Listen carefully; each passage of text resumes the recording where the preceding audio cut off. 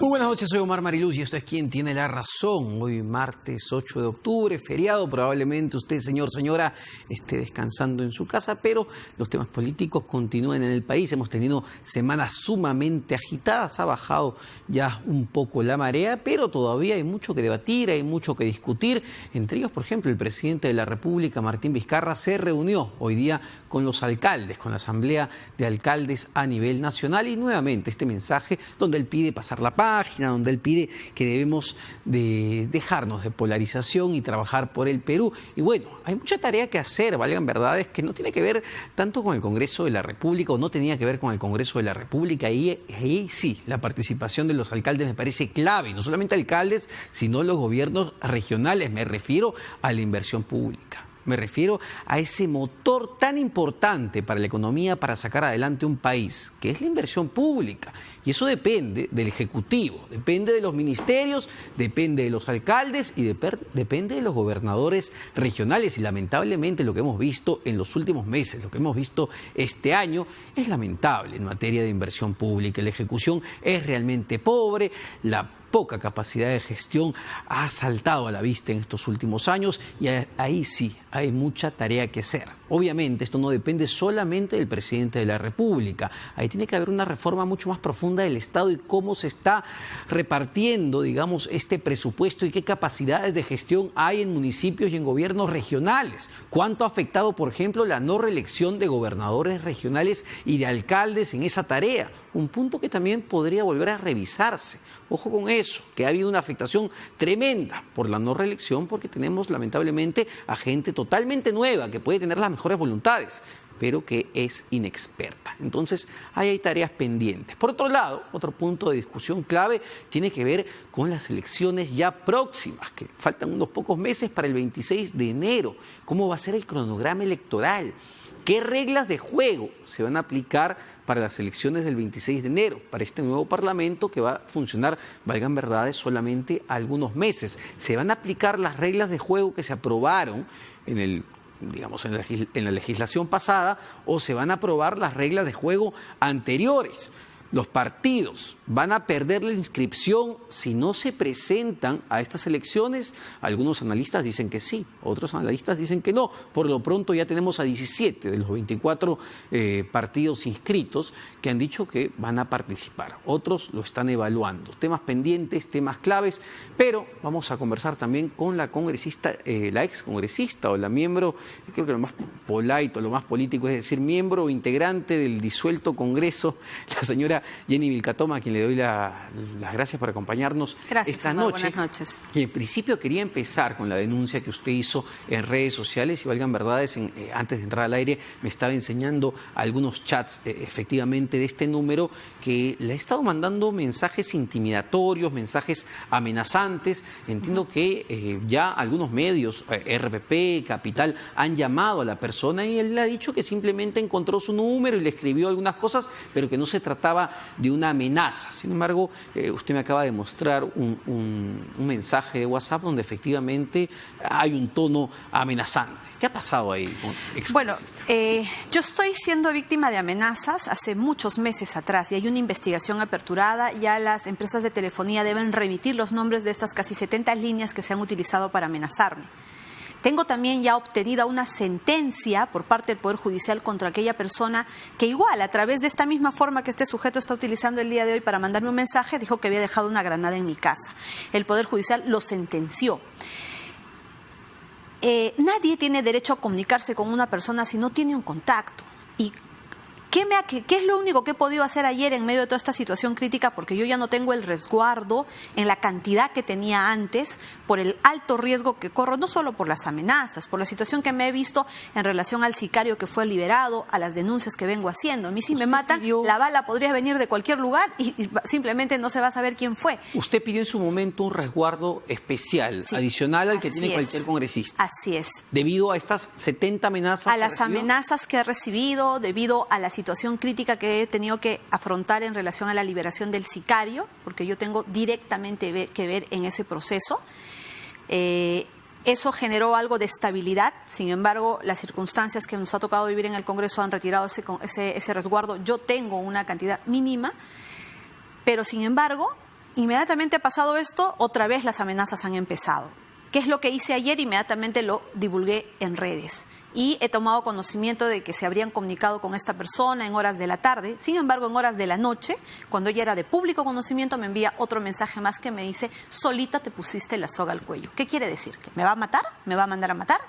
¿Cree que me voy a suicidar por este tipo de actos? ¿Qué viene? 10 mensajes más, 20, 30. Si a mí me amenaza 10, 20, 30, 100 personas, voy a interponer 100 denuncias. Y así como he logrado una sentencia condenatoria contra este sujeto, lo voy a lograr con cada uno de ellos. Porque lo que están haciendo es delito. Y eso lo tiene que entender la ciudadanía. No se trata que te pueden denunciar, no te pueden enviar un mensaje. Es delito. La norma lo ha previsto así. ¿De cuándo data esta amenaza que ya tiene una sentencia de por medio? Porque ya hay un antecedente muy claro y muy concreto. Así es. Ha sido del mes de abril, entre abril y mayo, por cuanto se aplicó el proceso inmediato. ¿Qué hice? Y quiero que lo sepan, y lo voy a hacer a cada llamada que me vayan a hacer, a cada mensaje. Dijeron que habían dejado una bomba en mi casa, yo salí del Congreso, estaba dirigiendo la mesa directiva, me fui a mi casa, denuncié, y en el WhatsApp esta persona seguía en línea. Entonces yo le pedí a la policía que lo geolocalizara. Lo geolocalizaron y por flagrancia y por el proceso inmediato yo pedí su captura. ¿Dónde lo encontraron? En Huaura. Esa misma noche lo capturaron, lo pusieron a disposición. Él intentó decir de que fue una broma. A ver, pues que le diga a su madre que va a poner una bomba en la casa de su madre, a ver si le va a gustar. Ahora, si es una broma. Pero lo sentenciaron finalmente. Esto ha sido en abril. En medio de la investigación se ha determinado que este personaje tiene vinculación con alguna organización criminal, sí, algún grupo en particular. Yo le pedí al fiscal que le incaute los teléfonos porque no es gratuito, pues que una persona de pronto en una casa alejada en Huaura me vaya a mandar un mensaje a mí y que va en la misma línea y de manera simultánea con otras 70 líneas que están siendo utilizadas. Entonces, estos teléfonos han sido incautados, lo tiene el fiscal de la investigación primigenia y espero que se den los resultados. Ahora estamos a la espera, yo voy a ir en los próximos días a cada una de las empresas de telefonía a exigir de que se haga llegar el nombre, la propiedad de cada línea, el propietario de cada línea y sobre todo el impacto de celdas para que podamos saber desde dónde están ubicados. Si estas personas, que son un grupo de personas, están en un mismo lugar, se reúnen, lo hacen de diferentes lugares, quién está dirigiendo estas acciones. Ahora, usted siempre han sido de forma simultánea. ¿Usted sospecha que esto es un ataque sistemático, sí, organizado? ¿No son casos aislados? No son casos aislados. ¿De quién son organizados, sospecha? Que requiere personal, dinero, porque hoy hay mecanismos que prohíben el uso de líneas telefónicas que no son tuyas. ¿Quién tiene el valor de usar números públicamente para amenazar? Son varios, son en horarios determinados, lo hacen de manera simultánea. Se usan números de call center, que es el que yo he denunciado que ha llamado a mi madre el día de ayer. A mí también me llamaron de otro call center. ¿Qué le dijeron a su madre? La identificaron con su nombre y apellido, de una forma amenazante. Mi madre tiene un estado de salud, yo no lo voy a revelar. Mi madre tiene un estado de salud muy grave, o sea, saben a quién están llamando con nombre y apellido. O sea, ¿pero la amenazaron? Mi madre, por supuesto que sí, mi madre se ha puesto en un estado terrible, grave. Es una situación que la verdad yo de aquí digo, no sé quién puede tener en la cabeza, en el corazón, ¿no?, este tipo de ideas para promocionarlas. ¿Qué me dijeron a mí igual de un call center en el mes de abril? Te vamos a apagar la luz, de manera amenazante, gritando, usando distorsionadores de voz que elevaban el volumen. Entonces, esta situación es una acción sistemática y organizada. Y yo no voy a parar hasta descubrirlos. Si yo tengo que denunciarlos a todos, lo voy a hacer. Yo ¿Tiene sospechas de alguien? En el momento en el que yo hice la denuncia en la DIVINCRE y ante la Fiscalía, claramente puse como responsable al señor presidente Martín Vizcarra, porque eso se dio a raíz que se dio a conocer una vacancia que yo venía tramitando en el mes de abril. Yo lo he dejado en manos de la Fiscalía, ellos sabrán llegar cuando se identifique cada nombre, cada línea, la geolocalización. Pero eso es una acusación muy seria, ¿no? Lo hice acusar al presidente de la República, lo hice en su momento, estar detrás de una organización o amenazas sistematizadas. Lo hice en su momento en abril, porque esta situación empezó en mi contra a raíz de que se supo que yo estaba tramitando una vacancia. Fue inmediato. Y pedí al fiscal que hiciera las diligencias para verificar si esto podía suceder. Porque este tipo de acciones no las hacen tres chistosos juntos para querer jugar a amenazar a Jenny Vilcatoma. Aquí hay dinero, aquí hay una organización, aquí hay un grupo de personas y por la forma del contenido, la forma en la que dirigieron estos ataques, Puede ser o de la Marina, o del Ejército, o de alguna institución del Estado. Yo lo puse en conocimiento de los fiscales. Ellos están llevando a cabo la investigación. Sin embargo, ahora que me ven otra vez desprotegida, expuesta, han regresado. Y no tienen miedo, y continúan. Justamente eso, ¿cuál es su situación de seguridad en este momento? Entiendo que le ha pedido al ministro Morán que se le restituya el tema de seguridad. Que se me restituya el mismo equipo que tenía. Y él sabe por qué. Yo lo he buscado en su momento, le he explicado la gravedad de mi situación y él ordenó que yo tuviera un equipo de seguridad especial. Él lo sabe. Yo no lo cuestiono por ese lado. Las circunstancias han hecho que se me releve el equipo, ahora yo lo vuelvo a pedir. Porque tengo un grupo mínimo que lamentablemente no garantiza este nivel de riesgo que tengo, por un lado. Pero lo que yo puntualmente le pido al ministro del Interior como la autoridad responsable, esto no le puede suceder a un ciudadano peruano a diario y que no pase nada. Bueno, Existen equipos de geolocalización, existen equipos especializados que pueden hacer esta investigación y de identificar a las personas responsables. Eso es lo que yo pido. Él ha sido bastante directo cuando se le ha consultado sobre este tema, no su caso en específico, pero sí por el resto de los excongresistas, y él ha dicho que el resguardo de seguridad es solamente para los miembros de la comisión permanente y que los demás van a tener que buscar trabajo, tal cual. Yo no me siento aludida por esas expresiones irrespetuosas que desmerecen la imagen del del señor Morán. Yo me refiero a un caso particular que él lo conoce, porque yo he estado en su despacho, en presencia del general Lavalle, yo he estado en presencia de varios asesores y he comunicado un hecho muy grave que ameritó que él tomara una decisión. Por ese lado, yo no me estoy quejando, ¿no? Yo le pido que se restituya ese resguardo porque él sabe cuál es la razón, por un lado. Pero lo que yo pido puntualmente es que se investigue.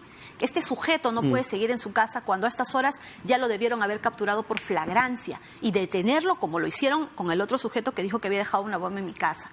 Es decir, si la delincuencia, la criminalidad opera como opera en el Perú hoy, es porque siente que nadie lo toca, que es intocable, que las autoridades no lo pueden capturar. Y esta Policía Nacional sí tiene todas las facultades y las posibilidades de hacer un trabajo de investigación e inmediatamente detenerlo y someterlo a la acción de la justicia. Señora Vilcatoma, otro tema, ya que ha generado bastante revuelo en estos días, es su visita a Antauro Humala, el hermano del expresidente encarcelado con una sentencia de 19 años por el endaihuaylazo en el 2005. Usted ha dicho que ha habido puntos de coincidencia en esta reunión. ¿Cuáles son esos puntos de coincidencia que usted tiene con Antauro Humala? Bueno, ya he explicado las razones por las que yo concurrí. Fue frente a un hecho puntual de violación de sus derechos humanos. Pero hemos tenido dos temas puntuales de conversación. ¿Qué violación? Que era el tema de... para que la gente sepa. ¿Perdón? ¿Cuál ha sido la violación a sus derechos humanos? Resulta que un día antes no habían permitido ingresar a su abogado para que pueda interponer su requerimiento de libertad condicional. Y se estaban presentando restricciones en relación a la forma en que él podía recibir la visita. Yo lo escuché, terminamos de hablar de eso y luego hablamos del tema de corrupción. ¿Por qué acudió usted? ¿No? ¿Por qué Antauro acudió usted? Fui convocada, como he sido convocada en muchísimos otros casos, así como he ido al penal de Piedras Gordas y he conversado con Martín Belaúnde sobre un tema puntual que luego dio lugar a que yo adoptara acciones. ¿Es la primera vez que se reúne con Antauro Humala? Sí, es la primera vez. Y en esta conversación... ¿Qué la motivó a ir? Yo fui requerida y yo como congresista acudo donde me requieren porque este es un ciudadano peruano, en territorio peruano. Entonces acudí, conversamos, tomé conocimiento de todo el hecho que estaba pasando, pero también tuvimos dos puntos a tratar, que se generaron en el momento en realidad, ¿no? Mi posición de lucha frontal contra la corrupción que él comparte y le pude explicar a detalle cómo es que Odebrecht está dirigiendo nuestro país, como hoy ha derrocado la democracia en el país, porque el único beneficiado en medio de todo este golpe de Estado ha sido la empresa Odebrecht. Y le expliqué a detalle, desde el momento en el que se suscribió el acuerdo, el preacuerdo, con documentos, con oficios, yo todo lo recuerdo en mi mente. Le hablé del acuerdo, le hablé de la ley 30737, le informé que yo había interpuesto una demanda de inconstitucionalidad de la norma 30737 que está en el Tribunal Constitucional. Y compartimos esa indignación en relación a esta empresa. Y a mí, sinceramente, me interesa que el país sí se organice para hacer una gran marcha contra la empresa Odebrecht, para expulsar a la empresa Odebrecht de nuestro país, porque todo ese dinero que pudimos haber recuperado con la reparación civil pudo haber servido para todos los ciudadanos en el sur que no tienen servicios básicos. ¿Y usted ve en el etnocacerismo, digamos, una plataforma importante para protestar contra Odebrecht? No lo veo como una plataforma. En esa conversación se tuvo esa coincidencia en relación a unirnos todos aquellos que queremos un país sin Odebrecht. Y si eso es posible, y si eso se puede materializar, yo hago un llamado a todos los peruanos, porque no puede ser que esta empresa que nos ha robado tanto simplemente no nos vaya a pagar nada de la reparación civil prácticamente, porque ahora ya se han declarado en quiebra. Yo creo que este es un momento para que todos nos levantemos contra Odebrecht, y específicamente la gente del sur que no tiene ni siquiera servicios básicos. Ese dinero que se podría haber recuperado con la reparación civil hubiera servido para hacer colegios, postas. En la sierra hay un abandono total, hay una inexistencia de la presencia del Estado. Y esos son los puntos de coincidencia que nosotros encontramos en esa conversación. A ver, pero no le hace, digamos, al menos levantar la ceja el hecho de que Antauro Humala haya sido sentenciado nada menos que por homicidio, por secuestro agravado, por sustracción de armas, por el andahuaylazo en el 2005, donde murieron policías. A ver, si me permite poder ponerme en mi condición de abogada. Ha habido un proceso, lo han sentenciado, ha cumplido su sentencia, está llevando a cabo la petición de una libertad condicional, entiendo, no lo sé a detalle, porque ya cumplió todos los requisitos. Estamos hablando de una persona que no se está valiendo de la impunidad para salir libre, que tuvo un hermano presidente que tampoco lo sacó. Hablemos de Odebrecht, hablemos de Marcelo Odebrecht. Con todo lo que nos ha robado, no va a purgar un solo día de pena por todos los actos de corrupción. Jorge Barata, Balbín, Nostre. Es Antauro. Esas personas para mí, es una posición de comparación que hago. Ellos sí se han valido de la impunidad, de derrocar nuestra democracia para salir totalmente ¿Es Antauro Humala un candidato viable para usted en el 2021? No sé, un candidato a la presidencia, un candidato al Congreso de la República, ¿lo ve como un candidato viable? Bueno, yo no lo puedo hacer viable o inviable. Yo entiendo que el señor Antauro Humala tiene su proyecto político y entiendo que tiene mucha aceptación en el sur. Pero eso no lo califico ni lo descalifico yo, es producto de su trabajo, de lo que él está haciendo, me parece perfecto. En mi caso, yo tengo un propio proyecto político con intención de participar en las elecciones para llegar a la presidencia el año 2021. Cuando me intentan ahora cuestionar... No al Congreso, perdón, a la presidencia. A la presidencia de la República, por supuesto que sí. Porque por ahí escuché que usted, incluso en una entrevista, usted dice que postularía nuevamente al Congreso al 2021. Pero no, su plataforma va con mucha mayor expectativa. Nosotros estamos trabajando un proyecto político con miras a la presidencia del año 2021. Clarísimo. Tenemos una propuesta concreta, una posición ya determinada. Estamos trabajando arduamente, consideramos que hoy más que nunca necesitamos llegar a la presidencia para recuperar al Estado peruano, para darle a los más pobres lo que no se les ha dado ahora porque la corrupción se robó ese dinero. Por eso, cuando a mí me hacen un cuestionamiento o intentan desmerecerme o desmerecer a Antauro Humala porque hemos tenido una reunión y un par de coincidencias, yo lo rechazo totalmente, porque yo tengo mi propio proyecto político y el señor Antauro tiene el suyo. Entonces, cada uno tiene sus posiciones, cada uno tiene sus posibilidades y entiendo que el señor Antauro Humala tiene un gran respaldo en el sur del país. ¿Podría ser Antauro Humala el vicepresidente de Jenny Vilcatoma al 2021? Yo no le puedo responder eso porque yo no he hablado de ese tema con él. Yo no he hablado de un tema político concretamente. Nosotros nos hemos sentado y hemos en ese momento entendido, hemos tratado de encontrar en ese momento que se generó, encontrar cuál es la razón por la que nuestro país se encuentra como se encuentra, secuestrado por la corrupción. Y compartimos una serie de ideas. Yo pude brindarle información que obviamente desde el penal él no tenía, a detalle, fechas, números, montos, documentos, y obviamente creo que él ha asumido también esta lucha ahora contra Odebrecht, lo ha hecho público a través de una nota que ha escrito, que yo he retuiteado, porque por supuesto que comparto con todo aquel que quiera expulsar a Odebrecht del país. ¿Qué fue el andahuaylazo para usted? Fue una acción que entiendo fue para combatir el gobierno del señor Alejandro Toledo. Y mire qué irónico, ¿no? Finalmente, hoy se ha demostrado que Alejandro Toledo es uno de los peores corruptos del país. ¿No fue un intento de golpe de Estado? Yo lamento, ha sido calificado como tal. Yo lamento la pérdida de los efectivos policiales, yo lamento todo lo que ha sucedido, pero de lo que he podido escuchar y no he podido hacer un análisis, voy a dedicarme a hacer ahora un análisis a detalle del caso mismo, ¿no? Hay un proceso, se le ha dictado una sentencia, ha cumplido su sentencia. Pero en buena cuenta, yo le puedo responder lo que en mi posición conozco. Yo no conozco más allá, yo no soy su abogada, no conozco su caso, no soy su vocera. Estoy respondiendo ahora porque se ha hecho pública una visita que yo he hecho hace meses. No lo he hecho ahora. Lo digo porque noto cierta incongruencia en el hecho de que usted califique las acciones del presidente Martín Vizcarra de golpistas y está en su derecho de calificarlas como usted crea, pero reunirse con un golpista. Que Antauro Humala fue un golpista en el 2005 con el levantamiento del Andahuaylazo, donde coincidimos, murieron policías y tiene una sentencia por medio. Yo lo lamento mucho y me solidarizo. Yo pensé que usted rechazaba a los golpistas. Por supuesto que rechazo a los golpistas. La Constitución hay que observarla en su totalidad. Yo soy una persona que respeta totalmente la Constitución. Yo me ciño y tengo una posición de respeto y restricto los derechos fundamentales de las personas. Esa es mi posición. Y si yo acudí a una convocatoria fue de un ciudadano peruano al cual estaban vulnerando sus derechos de defensa. Y es puntual. Es un caso concreto que yo estoy explicando. Ahora, se están tejiendo mayores hipótesis de las cuales yo no puedo contestar porque yo no he conversado sobre eso.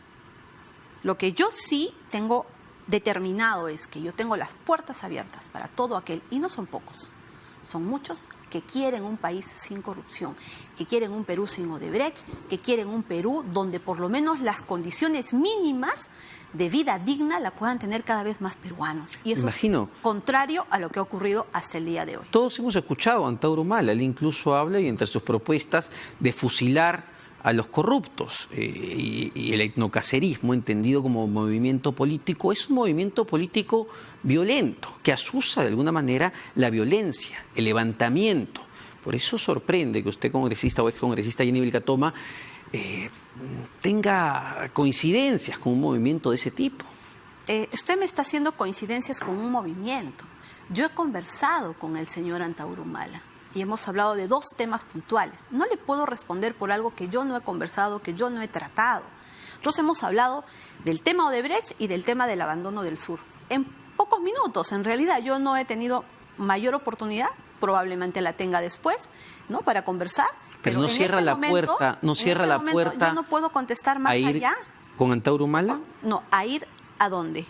Al 2021, ¿no? Yo mantengo las puertas abiertas. Este es el momento, incluso con Antauro Humala. Este es el momento en el que el país, es que hay una situación, hay cierto rechazo ante Antauro Humala, cierta satanización que ya va casi por la discriminación. El señor Antauro Humala, y eso no lo podemos negar, ¿no?, quienes somos objetivos, tiene mucha aceptación, claro.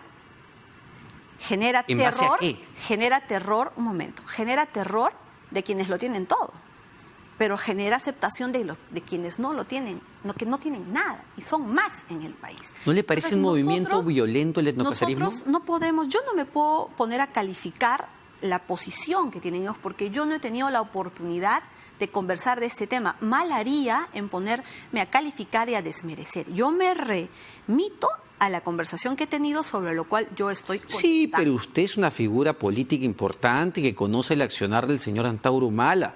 Vamos, usted sí puede tener un juicio de valor sobre el accionar y sobre las opiniones que ha vertido constantemente y abiertamente, públicamente, el señor Antauro Humala. Y en base a ese accionar y en base a esas declaraciones, ¿a usted no le parece que el señor Antauro Humala y el etnocacerismo asusen la violencia?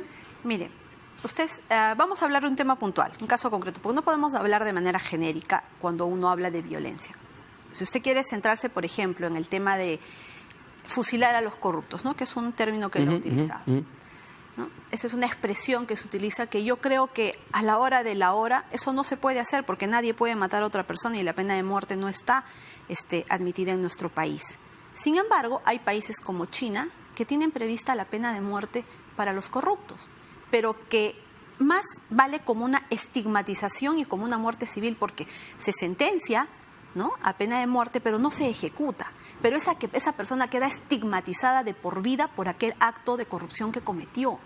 Entonces, yo considero que, yo no sé pues cómo vayan a aterrizar ellos su planteamiento, pero yo creo que son expresiones que utiliza frente a la indignación que tiene por una corrupción generalizada, que son suyas, no mías. Yo tengo mis propios planteamientos de lucha contra la corrupción, que pueden compartir una misma indignación, pero dos planteamientos diferentes, que yo no puedo opinar sobre él, ni tampoco lo puedo calificar ni descalificar. Finalmente, son planteamientos, sabrán cómo los aplican o no. En mi caso, sí tengo planteamientos concretos. Por ejemplo, para mí, urgente, para los nuevos congresistas que van a ingresar en el mes de enero, tienen que entrar congresistas que la primera propuesta que tienen que hacer es derogar la ley 30737. Una ley que favorece a la empresa corrupta Odebrecht y a las consorciadas. Inmediatamente, la propuesta que tienen que hacer los nuevos congresistas, si de luchar contra la corrupción frontalmente se trata, es lograr la autonomía constitucional de las procuradurías. Una última consulta para cerrar el tema de Antauro. ¿Cuál es la situación jurídica de Antauro Humala en el sentido si él puede ser candidato a algo hacia el 2021? Porque entiendo que tiene una sentencia de por medio y según la ley ya alguien con sentencia no podría ser candidato ni a la presidencia, ni al Congreso, ni a ningún cargo público. No podría responderle ello porque yo no soy su abogada y no tengo los actuados. Si hubiera tenido la oportunidad de leer los actuados, yo le podría dar por lo menos una posición legal. No lo puedo hacer, sería irresponsable hacerlo. Tengo conocimiento por la visita que realicé que había interpuesto su petición de libertad condicional porque había cumplido los requisitos e incluso había pagado la reparación civil. Esa es su posición. Yo supongo que van a hacer valer su derecho al Poder Judicial y si el Poder Judicial estima que ha cumplido los requisitos le darán la libertad o no se la darán también, pero está haciendo valer su derecho luego de haber cumplido la sentencia. Es decir, que no se está fugando, como le abrieron las puertas a este sicario El Goro, teniendo 25 años de sentencia, le abrieron todas las puertas con una pseudo falta de inscripción en el sistema. Esta persona está cumpliendo su sentencia y yo entiendo que a través de su defensa van a hacer valer sus derechos ante el Poder Judicial. Otro tema clave, señora Vilcatoma, dado que tiene expectativas ya presidenciales, se las ha anunciado hacia el 2021, es la situación y los problemas en los que se vio su esposo, Manuel Helera. Esta denuncia que salió hace algunas semanas, donde señalan que él ha contratado con el Estado pese a que por ley está impedido. Entiendo que el monto es de 80.000 soles, contrató con la Contraloría y contrató con la Municipalidad de Lima. Usted ha dicho que esto es una persecución política, pero me gustaría que vaya al fondo del asunto, porque... Ahora sí estoy en condiciones de responder. Por favor. Fui clara que a mí no me iban a distraer en mi cargo de congresista y no me pronuncié a fondo sobre este caso. Ahora puedo y tengo la posibilidad. Yo me reafirmo en el acto de persecución política porque lo que han querido hacer conmigo es frenar mis acciones de denuncias contra el presidente Vizcarra, contra las autoridades y contra la empresa Odebrecht, atacando a mi esposo. Porque en primer lugar se ha difundido información falsa. En segundo lugar, se ha difundido información en relación a mi familia hasta la placa del carro cuando yo tengo problemas de seguridad muy graves. Tercero, no se ha hecho la verificación de la documentación y de lo que existe en la realidad. Por ejemplo, se ha divulgado que mi esposo habría contratado con el Estado cuando la hija del premier Vicente Ceballos tiene la misma condición en la que ha trabajado mi esposo en una municipalidad en Moquegua. Lo mismo tenemos que analizar de todos aquellos familiares de las actuales autoridades a las cuales no les sucede nada. Pero vayamos al fondo del asunto. Sí, contésteme si esto es verdad nada más. Hay que hacer una diferencia. ¿Es verdad clara? que él contrató entre mayo y octubre del 2017 con la Contraloría por 39.000 soles, sí o no? Hay que hacer una diferencia. Lo que se informó falsamente es el que había hecho un cobro de 80.000 y no informaron que parte de sus contrataciones, la mayoría fueron mediante la modalidad CAS. ¿Qué dijo el Contralor? Que mediante CAS sí pueden contratar, sí pueden laborar en el Estado. Eso no lo dijeron. Simplemente sumaron todos los montos y los presentaron ¿para qué? Para atacar a Jenny Vilcatoma, para amedrentarla y que no siga haciendo sus denuncias. Ahora, hay que hacer una clara diferencia en este punto. Tomando en cuenta el pronunciamiento que se hizo en el caso de la hija del señor Urresti, la cual en el contenido se estableció, ¿no?, una diferencia clara en lo que era una contratación pública y una relación laboral. Una contratación pública, alquilar maquinarias, alquiler de, por ejemplo, tomógrafos, hacer un puente, contratar, brindar arrendamiento. Orden de servicios, ¿no? Entra dentro. Claro. Ahora voy a llegar a ese punto. Entonces, órdenes de servicio para contratar, digamos, dentro de la ley de contrataciones. A un consultor, por ejemplo. Por ejemplo, a un consultor, ¿no? Netamente dentro de la contratación pública. Eso es lo que la ley de contrataciones prohíbe. Pero en el caso de mi esposo, lo que ha tenido es una relación laboral en los lugares donde ha trabajado. Él no ha construido un puente. Bajo CAS. Él en CAS. Bajo régimen CAS. Órdenes de servicio, pero lo que ha sucedido en la realidad y con la primacía de la realidad vamos a demostrar. Por ejemplo, él emitió 400 informes, asistió con horario de trabajo, de ingreso, salida, tenía correo electrónico, le llamaban la atención si es que hacía algo incorrecto por el correo electrónico. Entonces, eso no es una contratación pública, eso es lo que claramente se ha materializado como una relación contractual. Lo que cuestiona el reportaje es que, entiendo, su esposo es abogado y se obtuvo, digamos, la licencia en febrero del 2017. Ojo, según el reportaje. El título de abogado. El título de abogado en febrero del 2017. A los meses, en mayo del 2017, es contratado por la Contraloría como experto en temas legales. Mire, otra falsedad que se lanzó para desacreditarme, para golpear a mi familia, para en este momento tenerlo estigmatizado a él, sin trabajo, y para mí también tenerme estigmatizada ahora que estamos fuera del Congreso. ¿Para qué cargo postuló? Le pregunto. ¿Postuló para ser gerente? ¿Postuló un cargo de confianza, por ejemplo, como está ahora el hermano del congresista Meléndez, ex gobernador regional? Vaya usted a revisar los requisitos, si los tenía o no los tenía para ingresar a un cargo de confianza a Salud. ¿Entró a ganar 12.000 soles, 15.000 soles? No, señor, entró a un cargo de asistente en la Contraloría. El cargo, digamos, para el que él calificaba. En la Contraloría General de la República, él estudiaba en la Escuela Nacional de Control, él ha recibido la capacitación en la misma Escuela Nacional de Control. Es más, en la Contraloría también tenía horario de ingreso, horario de salida, tenía correo electrónico, lo capacitaba la Contraloría General, le entregaron carga como a otras personas que tenían modalidad CAS, modalidad 728, pero le otorgaban las mismas responsabilidades. Él hacía proyectos en la entidad, en la oficina, hacía proyectos para apertura de sanciones, para inicios de procesos disciplinarios. Si todo era tan transparente, ¿por qué no lo consignó en su declaración jurada cuando la presenta ya en otra institución ante la Municipalidad de Lima? Claro, es que lo que se trata, todo es transparente. Señores, mi esposo no entró a trabajar a dedo como gerente o como un personal de confianza de salud. Jurada? Mi esposo no entró a trabajar por gozar de la confianza del presidente a ser director de Concitec. Mi esposo no entró a trabajar a un cargo de confianza donde yo como opositora, si mi esposo entra a un cargo de confianza del gobierno, obviamente me vendí. Lo que ha sucedido aquí es claramente, a él no le aplica la ley de contrataciones porque en la realidad lo que ocurrió es una relación laboral. Entonces, él en ningún momento faltó a la verdad. Vaya usted a revisar las declaraciones juradas que él ha firmado, si en algún momento, en alguna de ellas, le han puesto que es bajo la ley de contrataciones.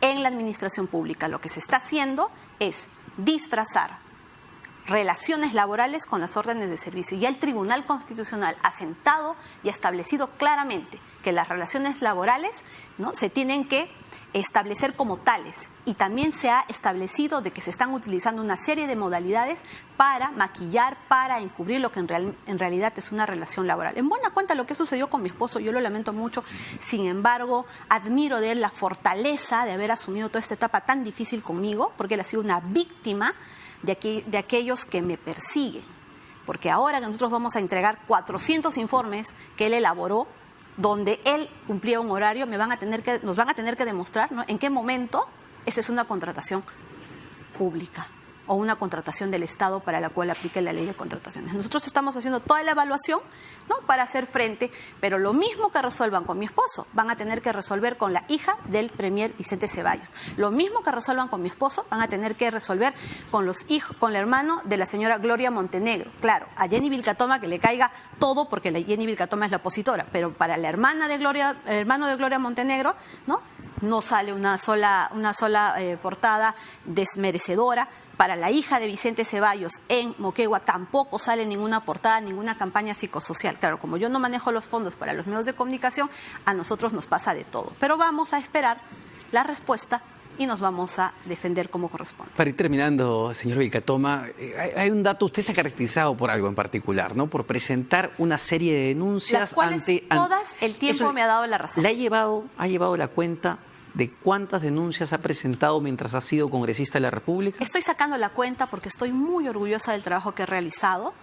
porque no he dudado al momento de ejercer mis acciones como congresista.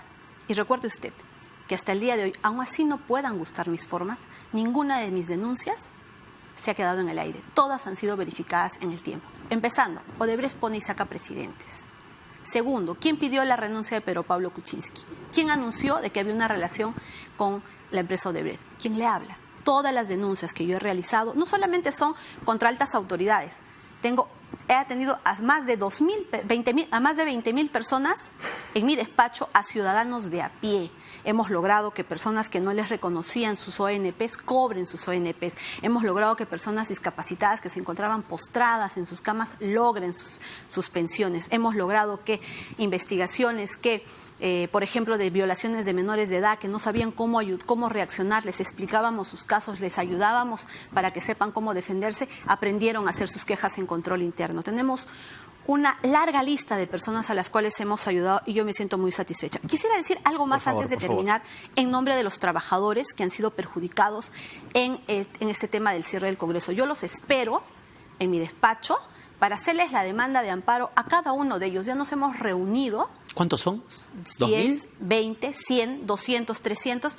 Serán 1.000, 2.000 las demandas que ingresen. Entiendo que son como más de 2.000 trabajadores del Congreso, o sea, ¿no? Una cantidad inmensa de personas que se han visto perjudicadas, que no tienen un sol para llevar a su casa en este momento. ¿Los congresistas también van a presentar alguna acción? Ya la congresista Marisol Espinosa empezó. De amparo, entiendo, ¿no? Ante el Poder Judicial. Entiendo que se van a interponer 130 demandas de amparo, pero... ¿Van a pedir que se les devuelva el dinero hasta el 2021 o eso no es una...? Bueno, va a tener que hacer un análisis, ¿no?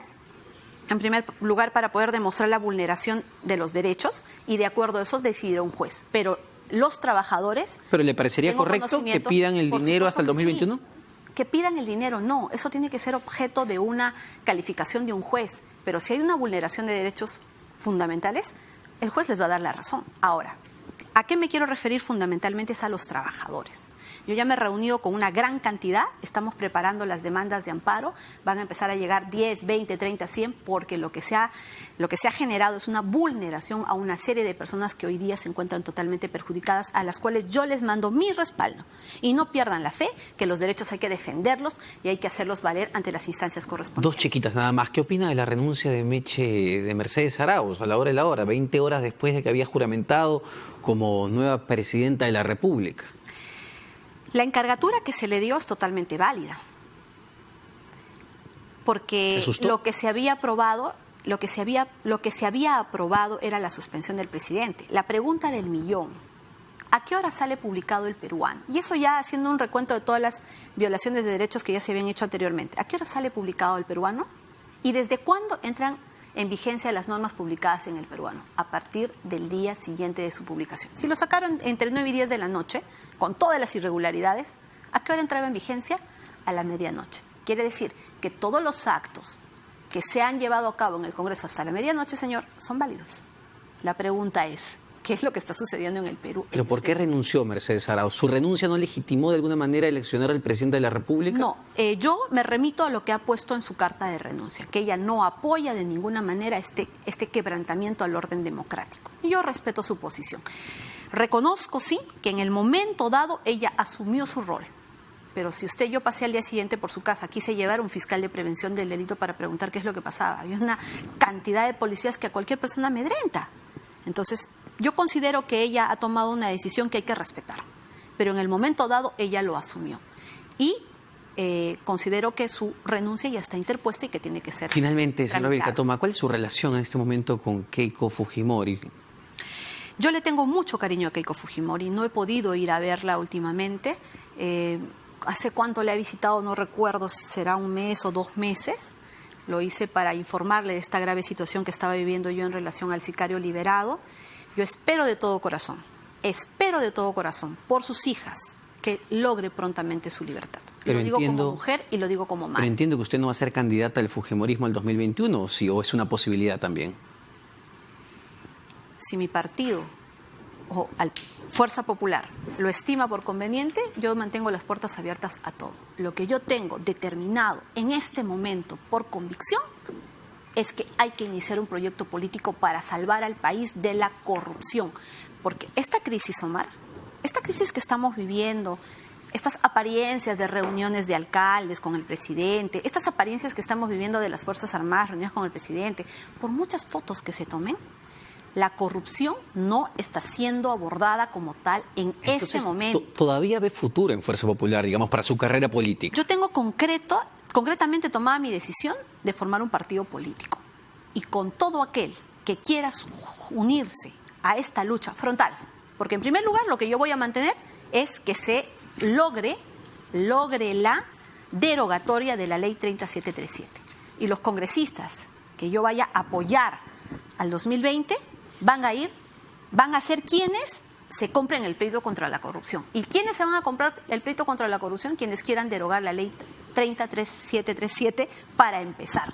Porque aquí no creo que vayan a llegar congresistas sonrientes, sordos, ciegos, mudos. No, tienen una responsabilidad. Muchas gracias, señora Vilca Toma. Gracias. Jenny Vilca Toma, candidata a la presidencia para el 2021. Así que ya lo saben. Tomamos una pausa, no se vayan porque vamos a venir a hablar de las elecciones de acá cerquita, para el 26 de enero y todas las nuevas condiciones. ¿Se cambian las reglas de juego para estas elecciones al nuevo Parlamento o se mantienen las anteriores?